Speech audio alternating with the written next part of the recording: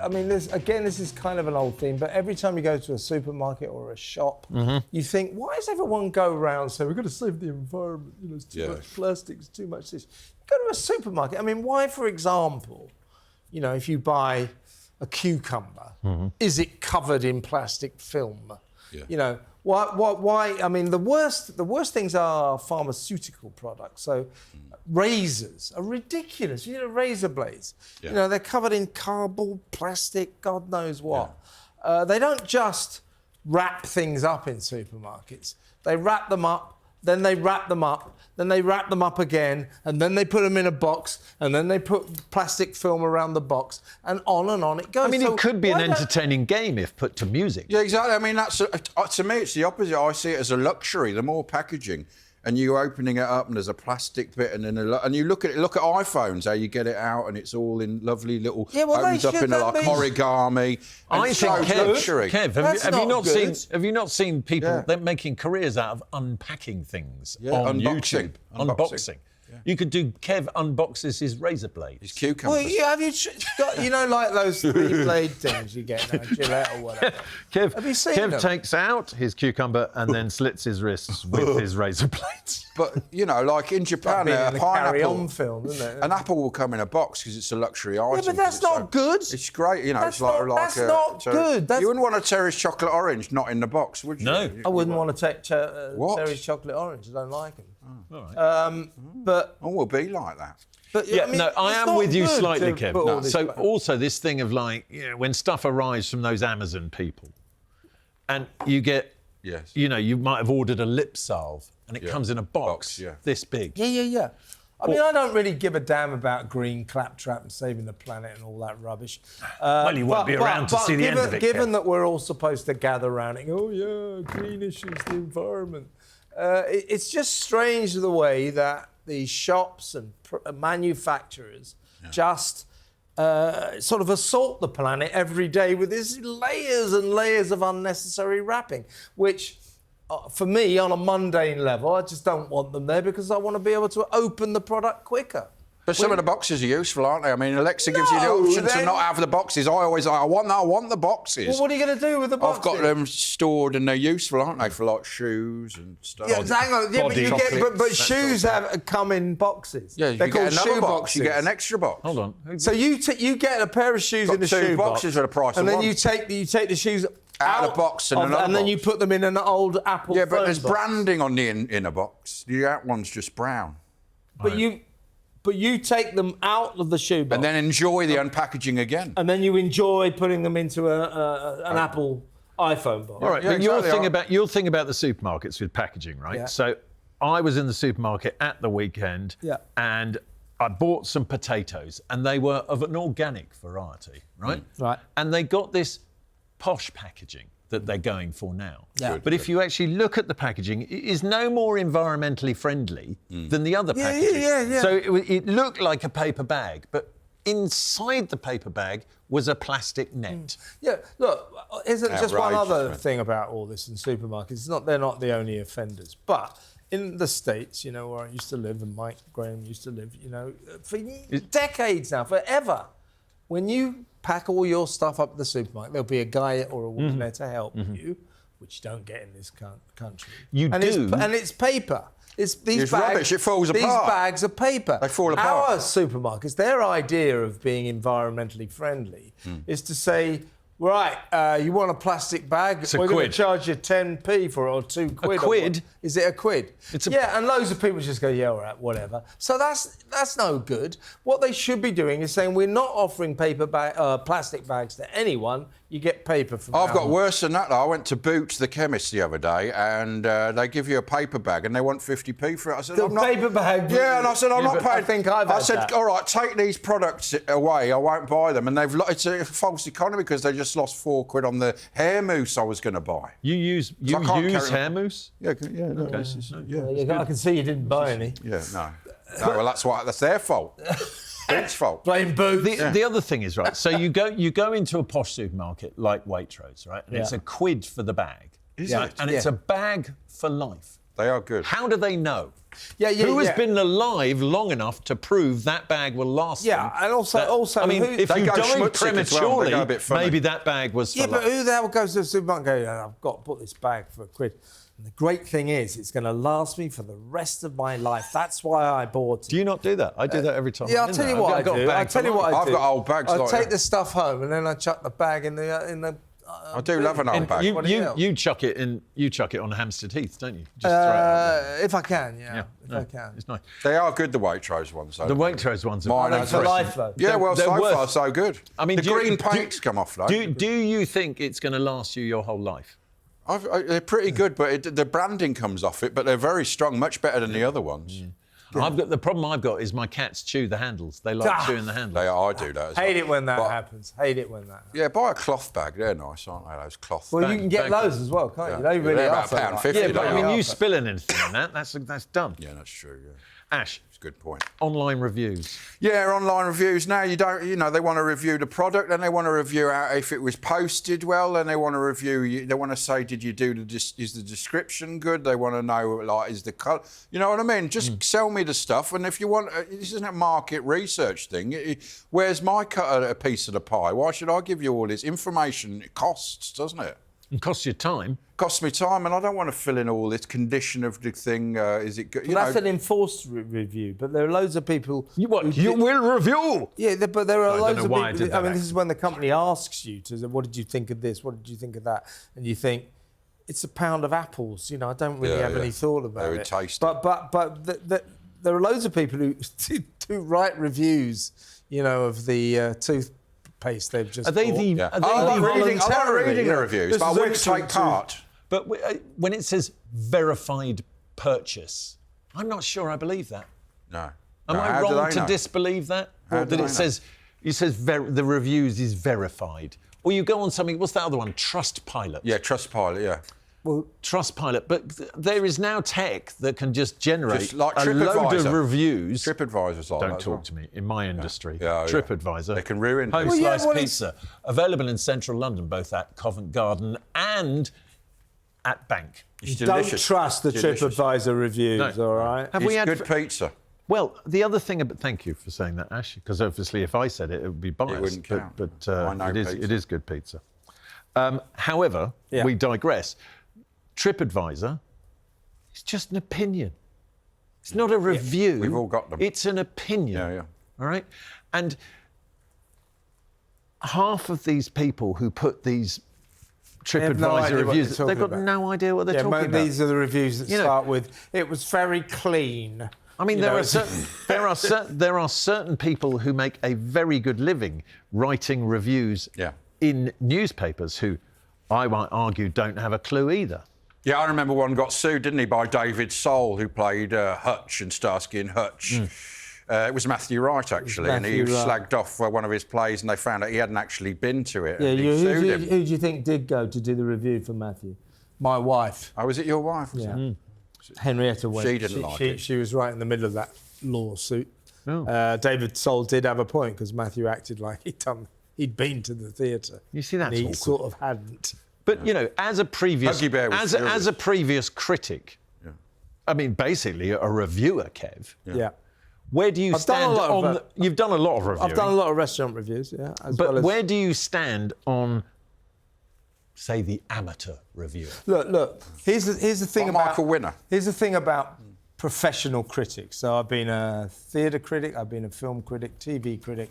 I've done quite a few. You can criticise anything. I've been a restaurant reviewer as well. So now it's just people and life. No, but people will say to you, always used to say to me, so why is your opinion so much more important than everyone else's? Yeah. Why are you so special? It's a good point, actually. And I would always reply, look, I know it's not fair, but my opinion is more important than yours, because my opinion is going to go into a newspaper that's going to get bought by 3 million people and read by about 12 million people. Yeah. That means my opinion is important. Your opinion is not important. And that's the thing about TripAdvisor. Makes everybody important. This is people trying to get into the shoes of professional critics. They don't do it very well. So when when you say about professional critics, newspaper critics, magazine critics, not necessarily knowing what they're talking about, with food. That's irrelevant. Doesn't really matter. Yeah. They're the critics. I mean, I take the point that you're making, but however, when you are the person at the coalface trying to do something really good, and someone who you know doesn't know what they're talking about comes in and says what you're doing is not very good, it's mildly. But if they don't like it, they've got a right to say it. That was always my view. But they might not know that they did actually like it. Well, my view was always like, I don't pretend to be an expert on films, TV, plays, food, but I'll write what I think, what I thought about it. And it's important. So that's all. I'm just telling you what I And he's been doing it ever since, people. Well, yeah, I mean, I don't pretend to be an expert, but people always go, "Yo, crew, what's so special about you?" Well, I'm the one, who was employed by a newspaper. You need to know, Kev, you're right, to know how special he is. Right, management speak. Oh yeah. Let's blue sky. Well, let's run this one. Let's blue sky this one. We'll run this one. Why don't we blue sky this? We'll blue sky this. Let's reach out to. I tell you what I'd like to do, guys, if it's all right with you, is just take some time to sharpen the biros on this and see if we can spitball something. Yeah. And come up with some blue sky thinking. Yeah, because it's not necessarily. I want to get outside my own skill set and bring in other people. Yeah, skill. Would that be you thinking outside the box, Kev? Yeah, thinking outside the box, thinking, universally bringing in everybody. Hold on, I'm concerned you're not keeping Ash in the loop now. I'm not really in the loop on all this. Alexa, can you keep Ash in the loop? I'm sorry, I don't understand. But isn't it? But that's what they do. Yeah. But I get a lot of emails in my business side of what I do from people who send you sort of emails trying to pitch you for business with all this sort of rubbish in it. Like I want to reach out to you. I'm circling back round again. Right, yeah. I'm circling back. I'm just going to put this at the top of your inbox in case you missed it. No, I didn't miss it. I ignored it because it's of no interest to me. But what it means less when it's just all that sort of business talk, because it's not talking straight, is it? No, it's flannel. We've circled the wagon. Puffery. We've ring-fenced this, but we do think it needs improvement. So but would you push the envelope on this? We put this out to the floor. We're going to see who salutes, but we definitely need to bring in more skill sets on this. I think the important thing is, which I can see Ash is dying to do, is take it offline. Yeah, we need to do that. Yeah, just get it offline, man. But if we take it offline, we could deep dive. But I'm not sure. Do we wear Speedos for that? Because I don't think anybody wants to see that. It. I mean, the thing about management speakers, it's kind of annoying when you get these emails and you think, is this English? No. Why is this person talking to me like this? But, I mean, it's American, isn't it? It comes from America. We're not American. I mean, I tend to understand it. I know what they're saying, so... But it's like people have phrases like... Oh, come on, Kev. You're trying to tell me that when somebody goes to me, look, Kev, I think you need to sharpen the biro on that. That doesn't get up your nose. You of all people... You can't sharpen a biro. You sharpen a pen. I don't think you've got... I don't think you've got your ducks in a row on this, Kev. Your ducks in a row. Let's get our ducks in a row. That's right. Any more? Yeah, well, I think that's it. Thousands of them. No, there's. There's got to be some low-hanging fruit here. Low-hanging fruit. There's one. See, it does all those business emails. That's where you've got them.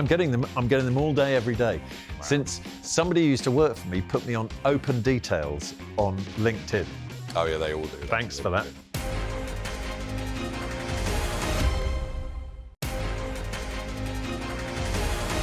They're growing old disgracefully. Grumpy old men. Welcome back. We're going to kick straight off with Grumpy Kev and Posh and Becks. What's wrong with Posh and Becks, Kev? Well, it's been brought into sharp focus recently because Victoria Beckham has come out with a autobiography. So she was in everyone's face for a couple of weeks. Was it an autobiography? Well, no, it's a series, documentary. She's done a Netflix documentary. Autobiography documentary series. Yeah, saves her having to write it. She just speaks into a camera about her life. And I thought to myself, as a journalist, she's very prominent. I get that. She makes a lot of column entries. I've heard of her. So I thought I really ought to watch this. So at least. Oh, you did? Wow. I know what I'm talking about. Oh, yeah. And I'm not kidding. I literally sat down and thought, right, here we go. Mm-hmm. And then just as I was about to press it, I thought, I just can't do this. and I walked away. I walked away from Posh's series, and it's devastating. I mean, you know, I've been a showbiz journalist. we were hoping for your insights on this. She's done a Matthew Wright, basically. I don't understand the Posh and Becks thing. What do they do now, apart from be famous? I mean, OK, she's got her fashion label, but outside of the fashion business, no one gives a damn about that. He goes round like football franchises. I think it became clear from that documentary, I haven't seen it myself either, but I think it became clear from that documentary that this fashion label has lost millions. Yes, it was doing well, and then it sort of went a bit south, didn't it? It never, ever did do well. No. And it came... Luckily, I mean, she was married to quite a rich bloke. Well, it came to the point where Becks was known, this was a couple of years ago, he actually said, I'm not putting any more effing money into the label. But to be fair to her, she's worked hard, and I think that label's doing quite well now. So she's turned the corner there. But I don't care. But Beckham did one. I don't find her interesting. God, no, it was weird there. I sort of heard you being sort of compassionate towards her there for a moment. And then... I agree, I was just going to say that. Very overrated footballer. David, unlike yourself... You look a bit like Beckham. Oh, hello. Yeah, a lot now. Thanks. No, he doesn't. Beckham. Anyway, David Beckham used to be clean-shaven. He's not anymore, is he? Because he was the Gillette man. He used to be a Gillette guy, didn't he? He's had all his hair done, and he never... So he can't change his hair. Would he have a subscription for a razor at all? It's interesting you talk about that, because that is one of my things. It's not just about razors, because obviously I don't really use them, but you've got subscriptions for everything. It says here, Razor ER. What is that? Razor, because we've got an American producing it. Razor the ground. It's Razor, everybody. It's generally you've got to have a subscription for everything. I mean, I had this... Now, if you've got a BMW, I think they've changed it, but if you had heating seats in it, you had all the elements in the car, but you had to subscribe, 20 quid a month to have your arse warmed, your bottom warmed. Well, what about razors, then? No, there is subscriptions for razors now. Everything is now a subscription. For what razors? Shape razors, R-A-Z-O-R. Yeah, I know. Where do you get yours? Well, you buy your shavers and they go, you want your shaver, they'll send it, and coffee subscriptions. But the thing is... Subscriptions, but now... I think we need to start again. Kev's very confused by this. He's very confused because of the spelling that was wrong. There's the razor. He's thrown by the spelling. He's a Razor Ruddock or something like that. Yeah. No, but actually that was Razor. Hellraiser. That was Razor. Hellraiser. I nearly lived in the Hellraiser house in Cricklewood. But they didn't like the look of me. Imagine that. They had Hellraiser there. They didn't like the look of me. But you have to have subscriptions. I stayed the night in Dennis Nielsen's flat in... that's right. You got drunk, didn't you? Yeah. Shall we talk about razors? Yeah, razor. And subscriptions. I think Dennis Nielsen's much more interesting. But he would have probably been on a subscription. Boiling heads and things like that. Yeah. Killing people. That's one way one way to remove the hair, but another way to remove the hair is a razor. Well, it was really subscriptions, though, because, like I say, I don't really use razors. So it's not necessarily for razors. It's just subscriptions for Wrongly everything. spelt or I mean, not. now you buy bog roll on Alexa and Amazon, they go, do you want a subscription? Because, well, obviously you will need toilet paper for life. Well, you don't need a subscription. No, but they want everything on... And my car... They want the repeat business. They want loyalty. But they do it with cars now. And on my car, I used to have this thing, and you could... If you forgot to lock it, I could be anywhere in the world and go, I've left my car unlocked, I can lock it now. And it was like 20 quid a year. And now they've linked it with other things that I don't need, like geolocation, because I'm the only one that drives it, and it's now 100 quid. And they're basically every little feature in your car, even though it used to be included, and the physical stuff... Not like a key. Even stuff like that, and I remember Teslas. They had the long range. That takes me back. Car key. A car key. Well, you couldn't nick cars. You had to put Remember them in a keyhole. But you couldn't nick cars because they got them with chips in. You couldn't nick cars until recently when they had those wireless. Well, you could do. You just had to have quite a long flat nose screwdriver. Yeah, but that's a different time. You couldn't get the ones with the chips in. You couldn't get in. But now you've got to pay this. For everything, you've got to have a subscription, and also, you can't even fix your car because it's a laptop on wheels. But yeah, everything. If you want a heated rear window, like the Teslas were long range and short range, you could buy either one. But they all had a long range battery in, and so if you wanted, you could upgrade, and it would just program the battery to be better battery. I mean, I remember in the hurricane in Texas, all the ones that had the short range battery, they said, for a limited time, we're going to give you the long range. That was nice. So it was already in there. Were you in the hurricane? Yeah. Luckily, I had the long range one anyway, so I was out. I want to bring it a bit more back down to earth now. Yeah, sorry, man. I am disturbed by the proliferation of slip-on trainers. Yeah. Now, there is a certain brand, which will remain nameless because I don't wish to give them any airspace, but they're proudly saying that you can just slip your trainer on. Just slip it on. You don't. Yeah. And the new ones, the heel goes up as well. Yeah, the heel flicks up, and it's like incredible. Now, I don't think that's doing humanity any favours at all. Right? I think if you went into that shop and you said, "I'd like some slip-on trainers," the shop assistant should be trained to say, "I need to see you bend over." Because if you can, you're not allowed those trainers. But I think if a shop assistant said to me, "I need to see you bend over," you'd be over the moon, Kev. I don't think I would comply. Yeah, it wouldn't be for the trainers though. Depends what she looks like. Yeah. However, do you agree that life is too short for a slip-on trainer? I know it's supposed to be labour saving. But it saves you time. Yeah, I know, but come on. How lazy have we got? Does it ruin the fashion? Does it ruin the fashion of the trainer? Well, I mean, they're pretty awful things anyway, but how lazy have we got as a race that we've got to slip our trainers on? It's very Americanisation, isn't it? Everything's got to be as easy as possible, which isn't good. Like you say, it's not a good thing. It's like now people are never bored, and actually that's a bad thing because when you used to be bored, what do you mean they're never bored? Well, like you've always got something to look at. Let me tell you. Whereas you remember Sundays, you'd sit there and go, "What am I going to do?" And actually, you look back now and you go, "It made the good things interesting, and the boredom was." Well, I agree. You see my audience during the evening from 7 to 10. No, it's fantastic. I mean, you can never get really bored. Are they? Yeah. Every night. No, exactly. So things like that, you're never going to get bored. Experience bored.